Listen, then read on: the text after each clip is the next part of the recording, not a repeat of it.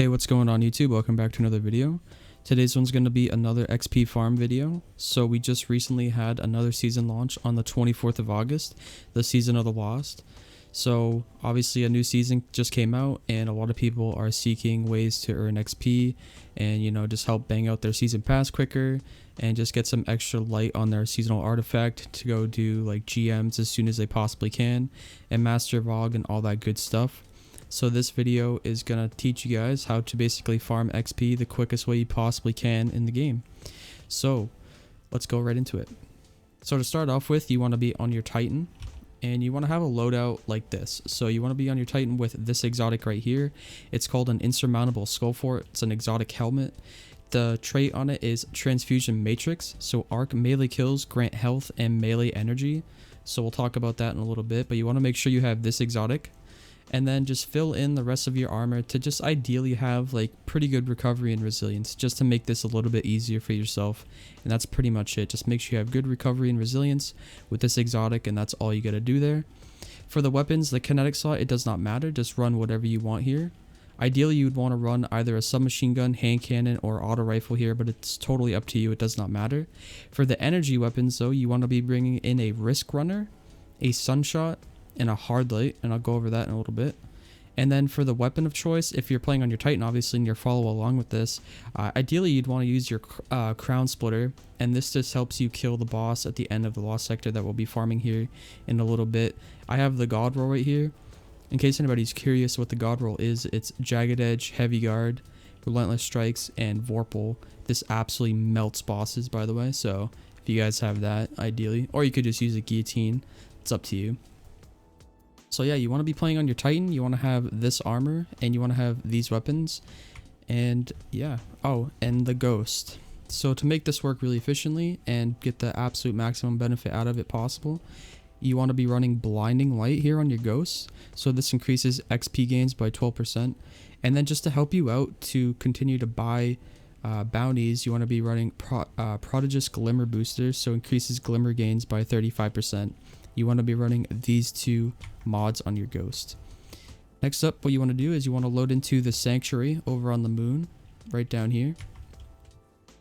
And you want to make your way over to Eris Morn. So what you want to do when you talk to her is you can buy any of her dailies, right? But we're just focusing on her additional bounties here, her repeatables. So you can buy these 3,000 glimmer a pop, and you can hold up to 5 at a time, and then that's all you can hold. So the thing about her bounties is, I'm going to go over this really quick, is she'll only ever give you bounties for void, arc, and solar final blows, submachine gun, hand cannon, and auto final blows. She'll give you one called Tidal Lock for 7 quick precision kills.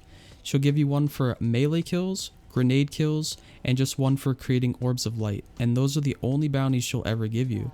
So that ties in well. So for example, the reason why we're running this loadout is because if we get any void, arc, or solar, sub, hand cannon, or auto kills, we are automatically fulfilling those bounties with risk runner, sunshot, and hard light. And the nice thing about hard light is you can change the affinity of the weapon literally just by holding down the reload button. So the nice thing is you cover all your burns and all your types right there with those 3 weapons. Tidal Lock, you can easily get that with any of these weapons as well for the precision kills. If you get the melee kill bounty, that's where the insurmountable skull fort comes in quite nice, because this basically allows you to just keep shoulder charging and killing huge groups of adds quickly and maximizing you completing the melee bounty. It makes that bounty go by so much quicker. If you get the grenade kills, you also want to be running top tree arc, and the reason for that is because obviously you get the melee, but also you get a double grenade. You get 2 grenades with this top tree. So if you get the grenade bounty, you get double grenades with top tree. It fits in perfectly. And then obviously generating orbs. You're using a master weapon, kills with super, anything like that, you're generating orbs. So you can basically complete all of her bounties as quickly and efficiently as you possibly can by using this exact loadout. And obviously on top of that, stacking the mods with the ghost here help you get even more XP and get more glimmer return to therefore buy more bounties. And that's it. So then what you want to do is, once you grab her bounties, ideally you just want to look at them really quick. So I have melee, arc, auto, rapid kills, and orbs of power.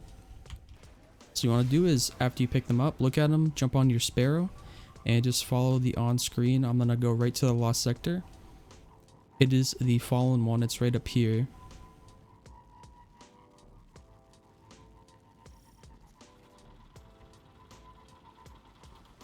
So you want to keep going past this little round disc thing right here, and it's right up here under this house. And I'm not going to actually run the lost sector, but you guys can imagine it's pretty easy. So the thing about this lost sector is that there's about 130 enemies in here, and you can easily complete all of your bounties. It's called the K1 Communion, and that's how you get there. So it's full of fallen. There's about 130-ish, a little bit more fallen enemies in here, so you have plenty of enemies to kill or to complete all of your bounties in one go of it. And then as soon as you do that, what you want to do is you just want to claim all your bounties, and then simply just literally load back to Sanctuary just like this, and then rinse and repeat. Go talk to Eris, check your bounties that you get from her, you know, equip whatever you need to, and then be on your way, and rinse and repeat that. And then you can easily, now it all depends like how quickly you can kill, how quickly you load into things and stuff like that. So I would probably say that a lot of it is determined basically on just like how quick your PC is and how quick and efficient you are as a player. But I personally have been able to knock out easily 15 bounties in 15 minutes with this strategy, and that equates to probably about, each bounty will give you roughly 6,000-ish XP. So if you do the math on that, like 6,000 times 15, that's like almost a whole entire level. So you basically can easily get a whole level every 15 bounties, so roughly about 100,000 XP every 15 minutes if you round it off and you're efficient with it. And obviously some people it might take a little longer, especially if you're on the old gen consoles and you're following along with this. However, if you are efficient and you have like a quick PC, or obviously like the new gen consoles like the Series X and stuff like that, they can load pretty quick, so you could probably bang it out in that amount of time if you'd like to. So yeah, I know a lot of people in the last video I made about this too, they went ahead and said like, oh yeah, you go ahead to the Destiny companion app and pull bounties from like the tower, like from Banshee, and pull bounties from other places, and do it while you're doing this method, or do Altars of Sorrow. So the thing about Altars of Sorrow is that you're in a public space. Lost sectors are per instance. So if you go in a lost sector, nobody else is going to be in that lost sector but you, unless you invite them to your fire team.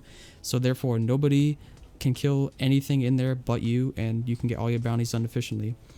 In Altars of Sorrow, there's quite a bit more enemies, obviously, but they're spawning in intervals, and there's a lot of people there to potentially steal your kills, and there's a lot of elites there to kind of screw you up. A lost sector is really full of red bars. It's your instance, and you can easily do it by yourself. So that's why I don't like the Altars of Sorrow pulling bounties from the app method. And then also, people say, I'll load to the tower and load back. Well, all of a sudden now we're loading like 24/7, and we're just killing time loading back and forth. So yeah, can you cash out more XP in one sitting if you go to the tower, grab all those bounties, come to Eris, grab her bounties, and then go do it? Yeah, of course. But now you've just spent like triple the time loading back and forth to the tower, to the moon, to the lost sector. It's a mess. So overall, this method, if you keep rinsing and repeating this method, it will definitely give you more XP payout quicker, because the loading is the problem. That's why I don't recommend those methods or farming the Altars of Sorrow. But anyways, that's gonna do it for me today, guys. Thank you so much for watching. If you did enjoy the video or found it informative, be sure to give it a thumbs up and drop a comment below letting me know what you think. And yeah, I'll catch you guys in the next one. Until then, peace out. Have a good one.